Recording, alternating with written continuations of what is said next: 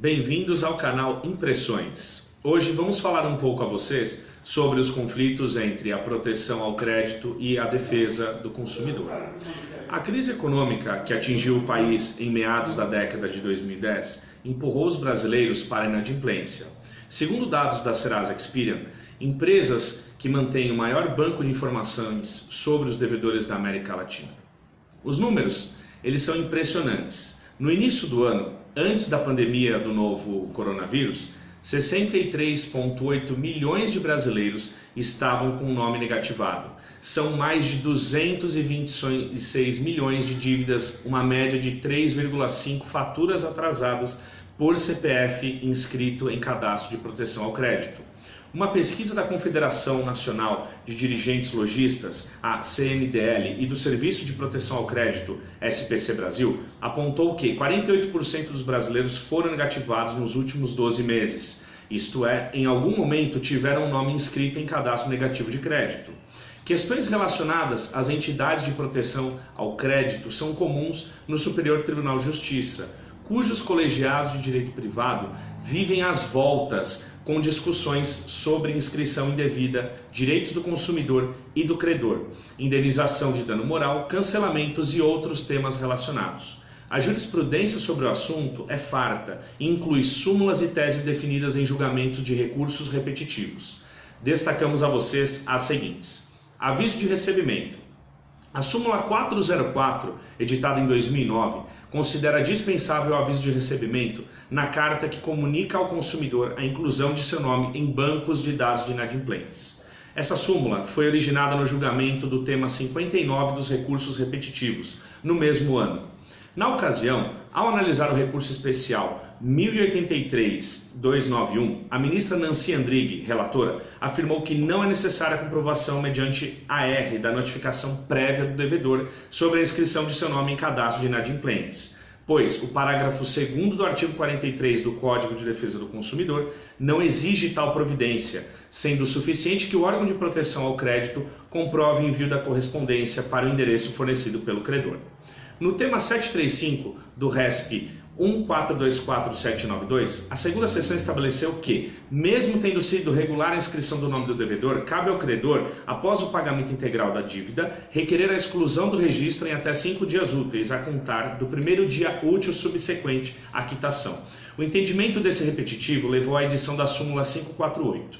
No julgamento do recurso, o ministro relator Luiz Felipe Salomão destacou que, na ausência de disciplina legal sobre o assunto, a solução proposta serve de parâmetro objetivo para as entidades mantenedoras dos cadastros de crédito. Salomão lembrou também que, no caso dos órgãos do Sistema de Proteção ao Crédito que exercem a atividade de arquivamento de dados profissionalmente, o CDC considera razoável o prazo de 5 dias úteis para comunicar a retificação de informações incorretas. Sendo assim, na visão do ministro, esse mesmo prazo sempre vai ser considerado razoável, também para aquele que promove em exercício regular de direito a verídica inclusão de dados de devedor em cadastro de órgão de proteção ao crédito, quando se tratar de exclusão motivada pelo pagamento do débito. Sem comunicação. Em 2009, ao julgar os temas 40 e 41 dos recursos repetitivos no RESP 1062-336, a segunda sessão discutiu a possibilidade de indenização por danos morais diante da falta de comunicação prévia ao consumidor sobre a inscrição de seu nome, exigência do parágrafo 2º do artigo 43 do CDC. Em 2009, ao julgar os temas 40 e 41 dos recursos repetitivos, no RESP 1062-336, a segunda sessão discutiu a possibilidade de indenização por danos morais diante da falta da comunicação prévia ao consumidor sobre a inscrição de seu nome, exigência do parágrafo 2º do artigo 43 do CDC, nos casos em que existe inscrição anterior realizada regularmente. O julgamento levou à edição da súmula 385. O ministro João Otávio de Noronha explicou que o dano moral no caso de inscrição indevida não ocorre em qualquer situação. Para ele, há dano moral se a entidade de proteção ao crédito aponta como inadimplente alguém que efetivamente não é. Quando a anotação é irregular, mas o consumidor tem contra si alguma inscrição legítima, não se verifica o direito à indenização, mas apenas ao cancelamento. A falta de comunicação prévia acerca da inscrição também gera dano moral, a menos que o consumidor possua outras inscrições legítimas. Quando não se notifica e já existe registro configurado, está o estado de inadimplemento do devedor. A sua situação jurídica é de inadimplente, segundo Noronha. Nesses processos, havia pedido de danos morais formulado pelo consumidor contra a entidade mantenedora do cadastro de proteção ao crédito e relacionado à falta de comunicação prévia. Em 2016, a segunda sessão analisou a controvérsia sobre indenização de danos morais pleiteada contra suposto credor em razão da inexistência da dívida que deu origem à inscrição irregular. A pedido do credor. No julgamento do tema 922 RESP 1386-424 dos repetitivos, a seção firmou a tese de que a inscrição indevida comandada pelo credor, quando pré-existente legítima inscrição, não enseja indenização por dano moral, salvo o direito ao cancelamento. Nesse processo, a consumidora buscou a reparação de danos morais por uma inscrição indevida promovida pelo credor. No voto que prevaleceu no julgamento, a ministra Isabel Galotti destacou que essa anotação indevida coexistia com outras 14 inscrições legítimas pela inadimplência. Segundo a ministra, embora extraídos de ações voltadas contra as mantenedoras dos cadastros restritivos, os fundamentos dos precedentes da súmula 385 se aplicam também às ações dirigidas contra supostos credores que efetivaram inscrições irregulares. A anotação irregular, já havendo outras inscrições legítimas contemporâneas, não enseja por si só o dano moral, mas o dano moral pode ter por causa de pedir outras atitudes do suposto credor, independentemente da coexistência de anotações regulares, como a insistência em uma cobrança eventualmente vexatória e indevida, ou o desleixo de cancelar, assim que o cliente do erro, a anotação indevida, ressalvou Isabel Galotti. Flexibilização. Em julgamento recente, de fevereiro de 2020, a terceira turma flexibilizou a aplicação da súmula 385 diante das particularidades do caso. No RESP 1704002, o colegiado reconheceu o dano moral decorrente da inscrição indevida na hipótese de um consumidor que, apesar de ter outras inscrições negativas, moveu ação judicial para questionar esses registros anteriores. Para a turma, embora nem todas as ações tivessem transitado em julgado, havia elementos suficientes para demonstrar a verossimilhança das alegações do consumidor, o que tornava possível reconhecer dano moral na inclusão indevida. Relatora do caso, a ministra Nancy Andrighi afirmou que, em determinadas hipóteses, o consumidor pode ficar em situação excessivamente desfavorável, especialmente quando as ações que questionam os débitos e pedem a compensação por danos morais forem ajuizadas concomitantemente, como ocorreu na situação analisada.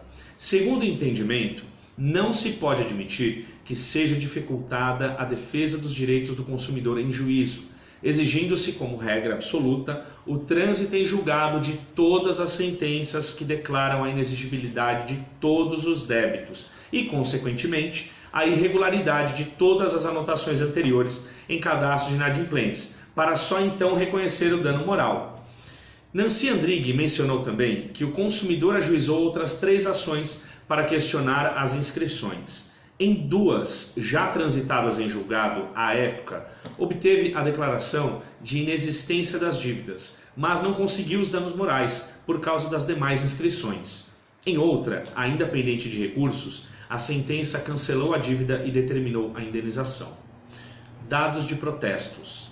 No julgamento do tema 806 dos repetitivos RESP 1444469, a segunda sessão discutiu se o órgão de proteção ao crédito tem a obrigação de indenizar por incluir em seus registros elementos constantes em banco de dados públicos e de cartório de protesto. Na tese firmada pelos ministros, ficou definido que, diante da presunção legal de veracidade e publicidade inerente aos registros do cartório de protesto, a reprodução objetiva, fiel, atualizada e clara desses dados na base de órgãos de proteção ao crédito, ainda que sem a ciência do consumidor, não gera obrigação de reparar danos. No julgamento, o ministro relator Luiz Felipe Salomão lembrou que um dos objetivos do protesto de um título é dar publicidade desse ato jurídico. Ele explicou que o registro do protesto de título de crédito ou outro documento de dívida é de domínio público. A necessidade de prévia notificação, argumentou, inviabilizaria a divulgação dessas anotações pelos órgãos de proteção ao crédito. Igualmente significaria negar vigência ou, no mínimo, esvair a eficácia do dispositivo no artigo 29 caput da Lei 9.492 de 97, que a toda evidência deixa nítida a vontade do legislador de que os órgãos de sistema de proteção ao crédito tenham acesso aos registros atualizados dos protestos tirados e cancelados. Argumentou o ministro ao rejeitar o pedido de indenização pela inclusão dos dados de protesto nos serviços de proteção ao crédito. Legitimidade do Ministério Público. Em 2013, ao julgar o RESP 1148179, a terceira turma firmou o entendimento de que o Ministério Público tem legitimidade para ajuizar a ação civil pública com o objetivo de impedir o repasse e garantir a exclusão ou a abstenção de inclusão em cadastro de inadimplentes dos dados referentes a consumidores cujos débitos estejam em discussão judicial, bem como para requerer a reparação de danos morais e materiais decorrentes da inclusão indevida de seus nomes nos referidos cadastros. No recurso que chegou ao tribunal, as câmaras de dirigentes lojistas, CDL de Belo Horizonte e de Uberlândia, em Minas Gerais, alegaram a impossibilidade jurídica do pedido, por não haver direitos individuais homogêneos a serem tutelados.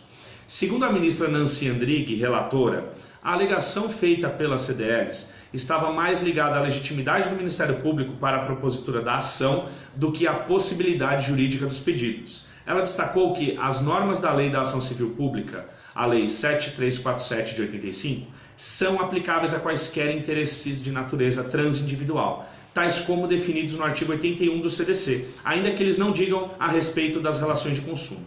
Mesmo no que se refere aos interesses de natureza individual homogênea, firmou-se entendimento no sentido de que basta demonstração da relevância social da questão para que ela seja reconhecida, afirmou a ministra sobre a legitimação processual do Ministério Público. Débitos sub judice. No mesmo julgamento, o colegiado firmou outro entendimento importante. É lícita a inscrição dos nomes de consumidores por conta da existência de débitos discutidos em processos de busca e apreensão, cobrança ordinária, concordata, despejo por falta de pagamento, embargos, execução fiscal, falência ou execução comum, quando os dados referentes às disputas judiciais forem públicos e tiverem sido repassados pelos cartórios de distribuição de processos judiciais às entidades detentoras dos cadastros por meio de convênios firmados, entre elas e o judiciário de cada estado, sem intervenção dos credores litigantes ou qualquer fonte privada. Nesse ponto, o recurso das CDLs foi provido, pois, em tais circunstâncias, não há ilicitude na inclusão dos nomes nos cadastros de proteção ao crédito. A ministra Nancy lembrou na ocasião que o entendimento do STJ é no sentido de que a simples discussão judicial sobre a dívida não é suficiente para impedir ou remover a negativação do devedor nos bancos de dados. Ela explicou que, para isso, é necessário ajuizar a ação contestando a existência do débito, além de demonstrar que a ação tem bons fundamentos jurídicos e providenciar depósito ou caução referente à parcela incontroversa, caso a ação discuta apenas parte do débito. Serasa. Em 2016, a quarta turma, ao julgar o RESP 1178-768, afirmou que não cabe ao Banco Central fiscalizar as atividades envolvidas pela Serasa, a qual não se qualifica como instituição financeira.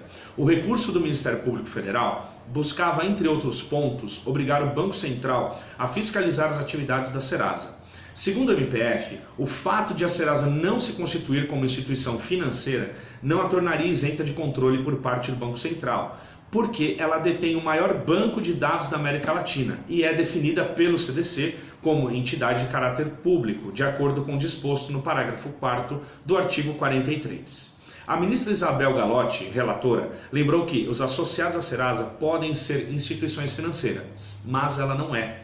A Serasa só organiza o cadastro sem interferir direta ou indiretamente no deferimento do financiamento. Não se trata, portanto, de instituição financeira.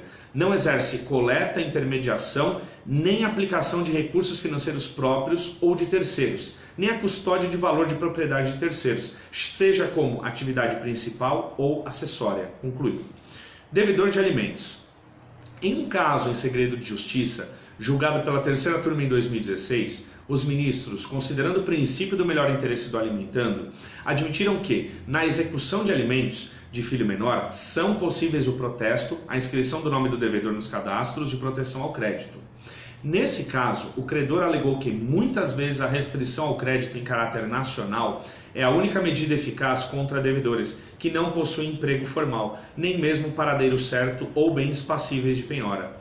O relator ministro Vilas Boas Cueva disse que, além de não existir impeditivo legal para tal medida, a Lei 5.478 de 68, ao incumbir o juiz de tomar medidas necessárias para o pagamento da pensão alimentícia, deve ser interpretada de forma ampla, permitindo, no caso em análise, a negativação do devedor como forma de garantir o cumprimento da obrigação. Alienação fiduciária. Outra possibilidade de inclusão de nome em cadastros de restrição de crédito foi definida no RESP 1833-824, julgado pela terceira turma recentemente, agora em 2020. Segundo o colegiado, o credor fiduciário, diante da inadimplência do contrato, não é obrigado a vender o bem dado em garantia, antes de promover a inscrição do devedor nos cadastros negativos. Nessa hipótese, independentemente da forma de tentativa de cumprimento da obrigação, se pela recuperação do bem ou pela ação de execução, a inscrição nos cadastros restritivos tem relação com o próprio descumprimento do contrato. Para a ministra Nancy Andrighi, relatora, a inscrição do nome do devedor nos órgãos de proteção ao crédito, em tal cenário, é exercício regular do direito do credor. Independentemente da via eleita pelo credor para a satisfação de seu crédito, não há ilicitude na inscrição do nome do devedor e de seu avalista nos órgãos de proteção ao crédito, ante o incontroverso inadimplemento da obrigação. Pela via judicial. No início desse ano, a terceira turma decidiu que o requerimento de inclusão do nome do executado em cadastros de inadimplentes na via judicial, nos termos do que dispõe o parágrafo 3º do artigo 782 do Código de Processo Civil, não depende da comprovação de prévia recusa administrativa das entidades mantenedoras do respectivo cadastro. O colegiado deu provimento ao recurso de uma empresa de fomento mercantil contra a decisão de tribunal estadual, que havia condicionado a inclusão à recusa administrativa. Nesse caso, o RESP 1835-778, o ministro Marco Aurélio Beleze, relator, ressaltou que o Tribunal Estadual, ao condicionar a averbação à prévia recusa administrativa, criou o requisito não previsto em lei. Ademais, enfatizou o entendimento está na contramão da sistemática trazida pelo Código de Processo Civil, a qual busca a máxima efetividade na tutela jurisdicional. Beleze afirmou que não há impedimento para que o credor requeira diretamente a inclusão do nome do devedor, a gestora do cadastro de restrição de crédito, mas também não existe óbice para que esse pedido seja feito na via judicial no curso da execução. Espero ter ajudado a todos os colegas, ficamos por aqui.